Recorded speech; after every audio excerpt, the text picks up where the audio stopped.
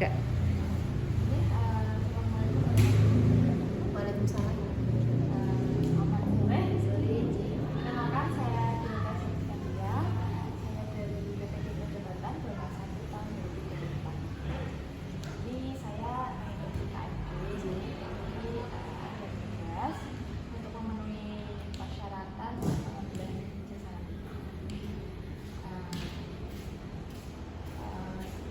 Sebelumnya terima kasih sudah meluangkan waktu untuk wawancara ini.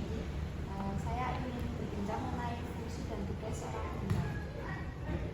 Pertama bisa dijelaskan apa itu fungsi utama pembina penegak? Kalau pembina penegak di sini beda nih Mbak, unsurnya itu kalau dengan pembina penghalang atau siaga beda.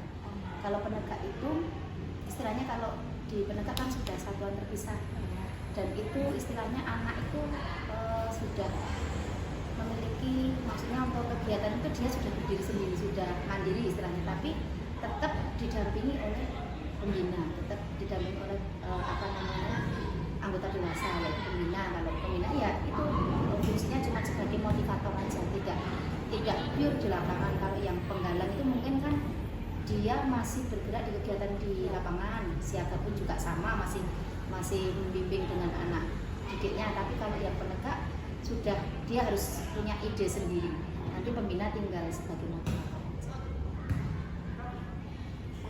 Lalu apa saja tugas pembina penegak dalam kegiatan sehari-hari? Kalau tugas kegiatan sehari-hari pembina penegak itu cuma pendamping, istilahnya mendampingi anak untuk di kegiatan, misalnya ada KAT, ada Dian Pinsa, itu kita tetap mendampingi. Kemudian nanti dari pembuatan proposal pun kami sudah serahkan ke dewan, tapi kami tetap ada koreksi dalam artian kira-kira mana yang bisa dipakai ini. Lalu bagaimana pembina menjaga motivasi peserta penegak agar tetap semangat? Kalau saya cuman gini Mbak, untuk peserta penegaknya yang reguler ya, kayak kemarin kan yang saya kalau pramuka itu kan semakin hari kadang surut gitu ya. Nah, saya wanti-wanti dengan adik-adik dewan yang khususnya untuk pembelajaran, saya pengennya kamu punya gebrakan, dalam artian jangan kamu ngasih materi ke adik kamu itu dalam hal ceramah, dalam mana gimana caranya ya, kamu pakai SBKing. Kalau sudah di SBKing di lapangan itu penerapannya langsung dalam aplikasi, misalnya dalam artian pioneering. Oh ya udah pioneering, kamu simpul tali tambatan itu seperti apa langsung dicontohkan. Kemudian sandi langsung dicontohkan. Kemudian dinamika kelompok langsung kamu contohkan. Jadi mereka jadi seneng. Ada permainan, ada pembelajaran di situ. Kemudian tentang SKU pun saya juga tidak saklek dalam artian sini enggak, tapi saya biasanya berkumpul gitu Mbak. Berkumpul nanti misalnya saya pioneering berkumpul gini, saya pengen dibuatkan tali pangkal atau jangkar atau tambatan. Saya lihat anak ini sudah bisa, ya sudah SKU langsung sudah saya seperti itu. Jadi ujian SKU itu tidak harus mata-mata langsung saya mau ujian gitu. Kami sudah bisa ya sudah. Apa tantangan utama yang dihadapi pembina penegak? Tantangan utama itu ya tadi Mbak. Jadi bagaimana bisa membuat anak didik itu semangat untuk bisa mengikuti kegiatan pramuka itu secara aktif, secara senang. Kita setiap hari punya yang bisa membuat anak didik itu nanti aku senang untuk pramuka. Aku istilahnya tidak ada malas. Nah itu untuk tantangannya itu Mbak, yang masih jadi polemik, masih jadi dinamikanya sekarang itu. Jadi tidak ya. Susahnya cuma itu. Kalau cuma materi oke, kita masih bisa. Tapi kalau yang namanya bagaimana untuk memotivasi anak biar dia senang ikut pramuka. Bagaimana cara pembina penegak mengembangkan sikap kepemimpinan pada peserta? Kalau saya biasanya di sini pemimpinan itu kan misalnya ada diklat Mbak, terus ada Dian Pinsa, itu biasanya saya ada yang khusus untuk materi kepemimpinan. Biasanya saya ada kerjasama mungkin nanti dengan Brimob, kemudian mungkin nanti dari Koramil, dari kepolisian. saya langsung ada di kepemimpinan itu. Kemudian kami sendiri juga seorang pembina, kami sendiri juga masuk materi itu untuk kepemimpinan yang benar itu bagaimana, kemudian jadi pemimpin yang baik itu seperti apa, harus ada fondasinya itu. Pembekalannya biasanya di Diklat Dewan Ambelan sama nanti di Dian Pinsa, karena Dian Pinsa itu kan kegiatan yang khusus untuk pimpinan sangga, dan biasanya wakil sangganya kami ambil di situ, kami godok di situ, nanti baru setelah godok prestasi baru masuk ke Dewan. Apa yang dimaksud dengan pembawaan karakter dalam pembinaan? Kalau pembinaan karakter itu gini Mbak, kalau di sini kan kita kan pramuka itu kan memang karakter yang diambil ya. Jadi kami mendidik yang anaknya yang disiplinnya kurang, kami didik di sini untuk bisa menjadi seorang disiplin. Bagaimana caranya, misalnya dalam hal berpakaian saja. Kalau pramuka itu kan harus lengkap, harus pakai tangan leher. Nah, kita mewajibkan itu. Jadi nanti kalau misalnya di dalam upacara pembukaan itu dia tidak menggunakan seragam yang lengkap, itu biasanya saya sisihkan dulu. Nah, besok baru saya evaluasi kenapa kamu tidak pakai. Kemudian aturan yang kita pakai pun juga gitu, tangan leher itu kan ada ukuran-ukuran. Nah, kamu harus sesuai dengan ukuran ini. Kemudian karakter itu juga dibentuk dari ini. Saya ada kayak dewan adat.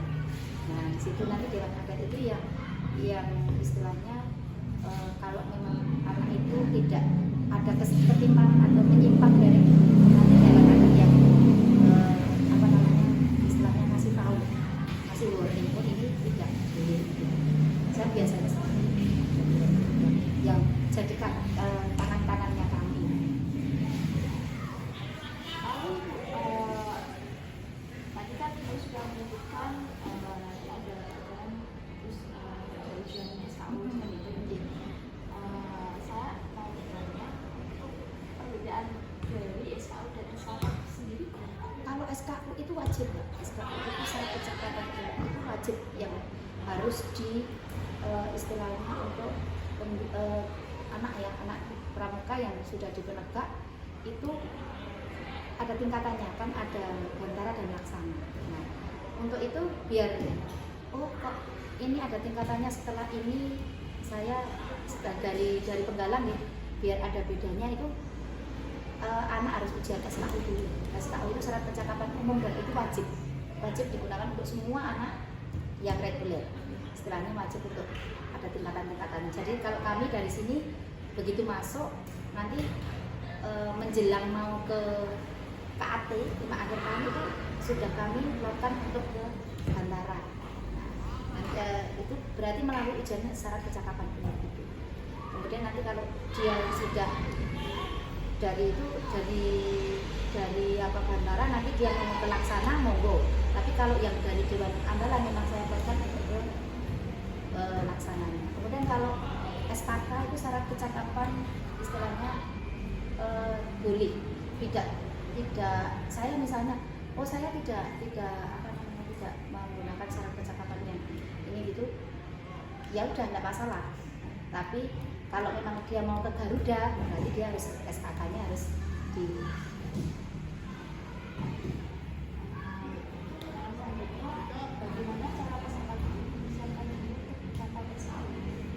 biasanya ya itu tadi Mbak, dia biasanya ada yang menggunakan untuk belajar dulu, saya mau ujian pakai SKU, ada yang penerapannya seperti itu tadi, misalnya ada materi sejarah pramuka.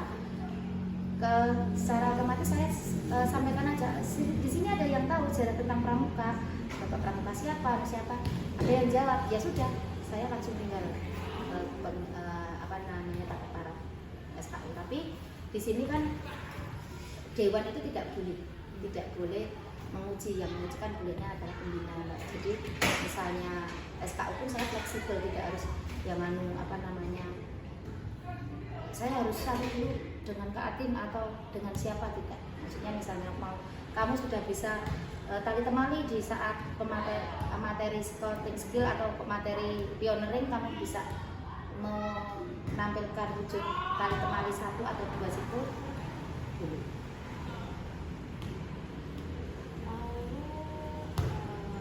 Pandangan utama Ibu dari peserta yaitu kadang malas itu, ada penyakit malas yang Kembali lagi. iya kembali lagi yang penyakit malas. Jadi makanya malasnya itu kenapa Mbak? Karena dulu kalau penerapan SKU itu yang seperti itu, jadi kayak ujian yang memang benar-benar harus mempersiapkan diri, harus menemui pembina, nah itu yang membuat anak-anak itu malas. Nah kenapa kok saya akhirnya bisa mengambil, kebetulan kan di sini saya juga ikut ke pelatih.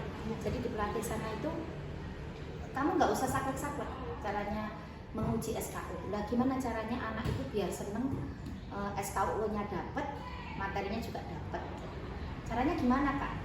Caranya yaitu setiap materi kamu menyampaikan materi tentang pioneering, dia bisa tali temali, ya sudah, berarti dia sudah bisa, kamu tinggal paham aja. Nah itu anak sudah senang, jadi seperti itu. Ya kalau dilemanya itu, kalau yang kekurangannya tadi itu. Ya. Lalu pasti kan tadi ada malas ya Bu, untuk SKU-nya. Nah itu motivasi untuk mencapai SKU-nya agar terlampaui seperti itu. Kalau saya biasanya memploting ke anak Mbak. Jadi gini, awal pertama dia masuk 3 bulan selesai SKU. Nah kalau dalam hal 3 bulan itu kok 3 bulan belum ada berapa orang ya yang baru berapa persen itu, saya langsung di pas acara reguler, apa namanya, kegiatan reguler itu saya katakan tetap kami yang grade dalam artian mana yang mau ujian sudah berapa orang, dan juga tetap saya yang grade gitu, apa namanya, anak itu biar mau ujian SKU, karena saya sudah warning dalam artian sudah ada stepnya. Biarkan itu Bu di kuarter akhirnya. Kalau kuarter rantingnya biasanya kami di sini ada ikut Mbak, apa namanya, ulang janji. Kalau ulang janji itu biasanya kan kami diundang ke sana untuk apa namanya, sebagai petugas. Kalau untuk kegiatannya sendiri, kalau di sana nanti ada kegiatan misalnya, karena di sini nantinya kan banyak SD atau Mbak. Nah, misalnya ada pesta siaga, ada apa itu, anak-anak dilibatkan di sana. Lalu apa manfaat dari perkemahan bagi kelompok kita? Kalau perkemahan dari dia dapat cara hidup kemudian melatih untuk mandirian. Istilahnya mandirian yang biasanya di Pak Maem, di sana sudah harus bisa menyiapkan diri sendiri. Kemudian besok itu kalau di dunia kerja, kalau di dunia seperti ini loh, sore istilahnya ada suasana senang, ada kebersamaan, ada kekeluargaan yang bukan dari darah kamu, istilahnya kan terbentuknya di situ ya, sudah bermacam-macam. Nah di situ nanti akhirnya jadi satu keluarga yang memang Rekoso ya kita pikir bareng. Nah yang penting kalau kita pengen membentuk anak untuk berjiwa mandiri. Lalu dari berbagai kegiatan tersebut, apa tujuan utama yang ingin dicapai melalui perkemahan yang diadakan?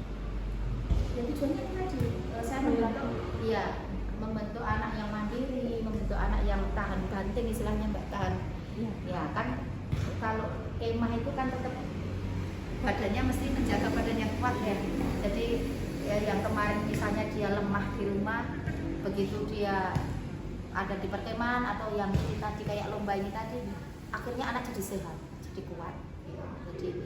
Jadi ada, oh iya ternyata kalau saya kemah itu saya membentuk ada jiwa kekeluargaan di situ, ada kemandirian di situ, ada kekuatan di situ.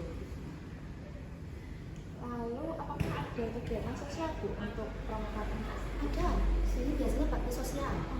Biasanya kalau misalnya di hari apa Mbak namanya Ramadan, itu biasanya anak-anak itu takjil.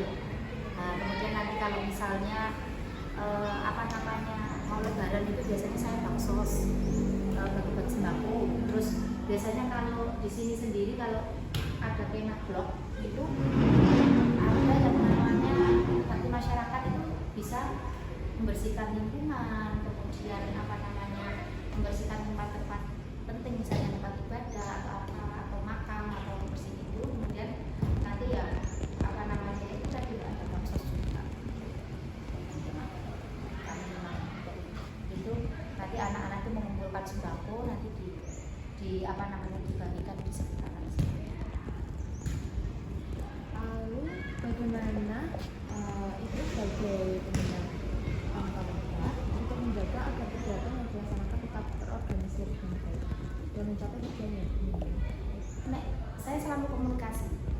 yang penting saya menjaga komunikasi dengan adik-adik, dan kami selalu mendampingi setiap kegiatan itu Mbak. Jadi adik-adik itu tidak berjalan sendiri, biarpun saya penegak itu sudah dewasa dan tidak harus, dia bisa istilahnya bekerja sendiri bisa, tapi kami tetap mendampingi sampai kegiatan itu belum persiapan, sampai kegiatan itu selesai kami selalu mendampingi, dan kami punya tujuan yang sama sampai endingnya kami bahagia bersama, atau nanti apa yang kita terima itu kita rasakan bersama-sama.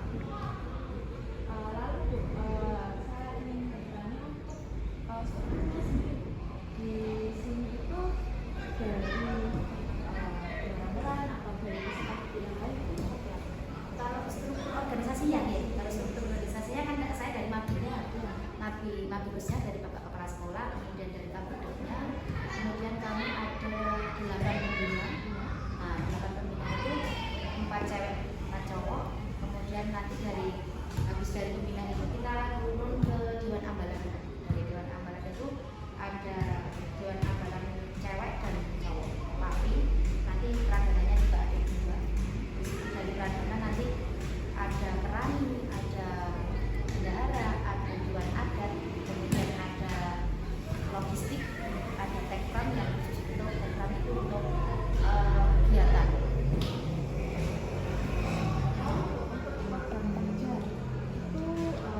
Penyusunannya itu dilakukan setiap berapa bulan sekali atau? Kami kalau prokernya biasanya peralihan Mbak, peralihan itu setiap ada peralihan kepengurusan itu ada musambah, musyawarah ambalan. Musyawarah ambalan itu nanti kami membentuk kepengurusan yang baru. Sebelum ada pengurusan baru itu kami membentuk prokernya dalam 1 tahun. Nah, 1 tahun itu apa kegiatan apa yang akan kamu lakukan. Nah, itu nanti. Tapi sebelumnya itu nanti dewan yang sebelum purna itu mempertanggungjawabkan dulu di musyawarah itu. Dipertanggungjawabkan dulu laporannya terlaksana apa tidak, baru untuk kepengurusan baru itu nanti membentuk proker yang akan datang. Nah, program kerjanya 1 tahun.